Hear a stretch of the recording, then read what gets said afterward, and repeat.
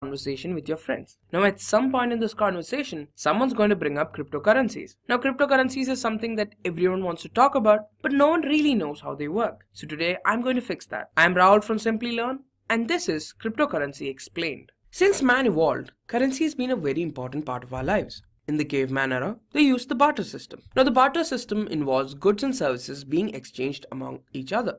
So now we have a situation where a caveman is exchanging 7 apples and getting oranges in return. Now the barter system fell out of use because it had some glaring flaws. Now these flaws include having people's requirements coincide. For example, say you have 5 apples and your friend has 5 oranges. You want some of his oranges. Now until and unless your friend has a requirement for the apples that you own, he'll not be ready to make an exchange for it. There's no common measure of value. Now, since there's no common measure in terms of which value of a commodity can be expressed, there's a problem when you have to decide how many apples you're ready to trade for one orange or a mango. Not all goods can be divided or subdivided. For example, you can't divide a live animal into different smaller units. The goods cannot be transported easily. Now, unlike how modern currency fits in your wallet or your mobile phone, the goods that you own cannot be taken with you everywhere you go.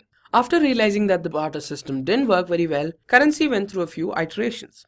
In 110 BC, an official currency was minted. In 1250 AD, gold-plated florins was introduced, and this was used across Europe. And from 1600 AD to 1900 AD, paper currency gained widespread popularity and was used across the world. This is how modern currency, as we know it, came into existence. Modern currency included paper currency and coins, credit cards, and digital wallets. For example, you have Apple Pay, Amazon Pay, Paytm, PayPal, and so on. All of this was controlled by banks and governments. Now, this means that there was a centralized regulatory authority that limited how paper currency and credit cards worked. Now, imagine the scenario of doing an online transaction. Here you're thanking your friend for paying for your lunch, and you're saying that you're sending them money to their account. Now, this transaction takes place successfully, but there are several ways where this could have gone wrong. There could have been a technical issue at the bank. For example, their systems could have been down, the machines weren't working properly, and so on. That means there's a central point of failure, which is the bank. The user's accounts could have gotten hacked. For example, there could have been a DDoS attack,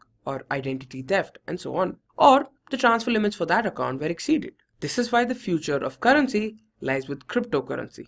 Now imagine the transaction between two people in the future. One of them has the Bitcoin app, and there's a notification asking whether they're sure they're ready to transfer 5 Bitcoins. If yes, processing takes place. Here we're authenticating the user's identity, checking whether they have the required balance to make that transaction, and other things. Now after that's done, the payment is transferred and the payment is received. All of this happens in a matter of minutes and is as simple as that. This in turn removes all the problems of modern banking. There's no limits to the funds you can transfer, your accounts cannot be hacked, and there's no central point of failure. Now, as of 2018, there's more than 1600 cryptocurrencies available. Now, there are some popular ones like Bitcoin, Litecoin, Ethereum, and Zcash. And a new cryptocurrency crops up every single day. Now, considering how much growth they're having at the moment, there's a good chance there's plenty more to come in the upcoming years. So what exactly is cryptocurrency? A cryptocurrency is a digital or virtual currency that is meant to be a medium of exchange. Now, cryptocurrency is quite similar to real-world currency, just that it does not have any physical embodiment. It also uses cryptography to work the way it does. Now, some of the features of cryptocurrency are that there's a limit to how many units can exist. With Bitcoin, this limit exists at 21 million. Now, after this, no more Bitcoins will be produced. You can easily verify the transfer of funds. Now, the hashing algorithms that Bitcoin uses makes it very easy for users to determine whether a transaction is valid or not. They operate independent of a bank or a central authority. They work in a decentralized manner. Now, new units can be added only after certain conditions are met. For example, for Bitcoin, only after a block has been added to the blockchain will the miner be rewarded with Bitcoins. And this is the only way new Bitcoins can be generated. So what makes cryptocurrency so special? Firstly, there's little to no transaction costs. Now, if you use the digital wallet, you'll know that if you're transferring money from your wallet to your bank account, you'll lose some amount of money. You have 24/7 access to money. You can't just walk up to your bank at 3 a.m. in the morning and say that you want to withdraw some money. There's no limits on purchases and withdrawals. There's freedom for anyone to use. For example, if you're setting up an account in your bank, you need to do some amount of paperwork and documentation. With cryptocurrencies, all of that can be avoided. International transactions are faster. Now, wire transfers take about half a day to transfer money from one place to another, but with cryptocurrencies, it only takes a matter of minutes or seconds. What's the crypto in cryptocurrencies? Crypto refers to cryptography. It's a method of using encryption and decryption to secure communication in the presence of third parties with ill intent. Now, this refers to third parties who want to steal your data or want to eavesdrop on your conversation. Cryptography uses computational algorithms like SHA-256, which is the hashing algorithm that Bitcoin uses, a public key, which is like a digital identity of the user which he shares with everyone, and a private key, which is the digital signature of the user which he keeps hidden. Now let's talk about a normal Bitcoin transaction. First, you have the transaction details. Now this details who you want to send it to and how much Bitcoins you want to send them. Then it's passed through a hashing algorithm. For Bitcoin, we use the SHA-256 algorithm. The output that you obtain is passed through a signature algorithm with the user's private key. Now this is used to uniquely identify the user. This output is then distributed across the network for people to verify. This is done by using the sender's public key. The people who verify the transaction to check whether it's valid or not are known as miners. Now after this is done, the transaction and several others are added to the blockchain where it cannot be changed again. If the concepts of hashing seem a little difficult to you, I would suggest you click on the top right corner and watch the blockchain explain video so that you can understand better. Now the SHA-256 algorithm, like I told you earlier, looks something like this.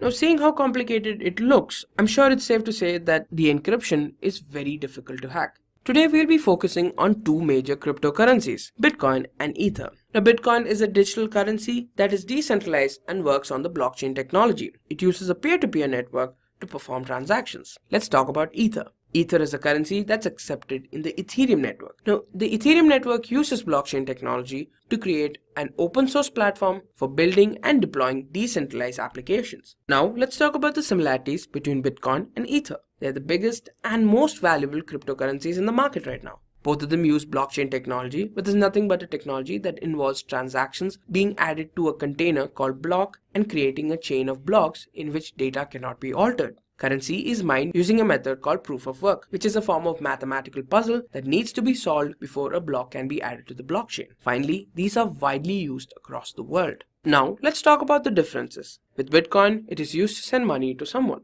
This is very similar to how real-life currency works. With Ether, it is used as a currency within the Ethereum network, although it can be used for real-life transactions as well. Bitcoin transactions are manual, which means you have to personally perform these transactions. With Ether, you have the option to make these transactions manual or automatic or programmable, which means that these transactions will take place when a certain condition has been met. For Bitcoin, it takes 10 minutes to perform a transaction, which is the amount of time it takes for a block to be added to the blockchain. With Ether, it takes about 20 seconds to do a transaction.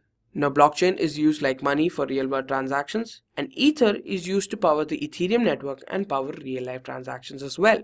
Ether is used as fuel within the Ethereum network to power both of these things. Now, there's a limit to how many Bitcoins can exist, which is 21 million. We're supposed to hit this number by the year 2140. Ether is expected to be around for a while, but not to exceed 100 million units. Now, Bitcoin is used for transactions involving goods and services, and Ether uses blockchain technology to create a ledger to trigger a transaction when a certain condition is met. For Bitcoin, we use an algorithm called SHA-256 for hashing, and with Ethereum, we use ETH. As of July 23, 2018, one Bitcoin equals $7,668. For Ether, it costs $464. Now, what's the future of cryptocurrencies? The whole world is clearly divided when it comes to cryptocurrencies. On one side, you have supporters like Bill Gates, Al Gore, and Richard Branson who say that cryptocurrencies are better than regular currencies. On the other side, we have people completely against it. People like Warren Buffett, Paul Krugman, and Richard Shiller, who are both Nobel Prize winners in the field of economics. They call it a Ponzi scheme and means for criminal activities. In the future, there's going to be a conflict between regulation and anonymity. Since several cryptocurrencies have been linked with terrorist attacks, governments would want to regulate how cryptocurrencies would work. On the other hand, the main emphasis of cryptocurrencies is to ensure that their users are kept anonymous. By the year 2030, cryptocurrencies would occupy 25% of national currencies, which means a significant chunk of the world would start believing in cryptocurrency as a mode of transaction.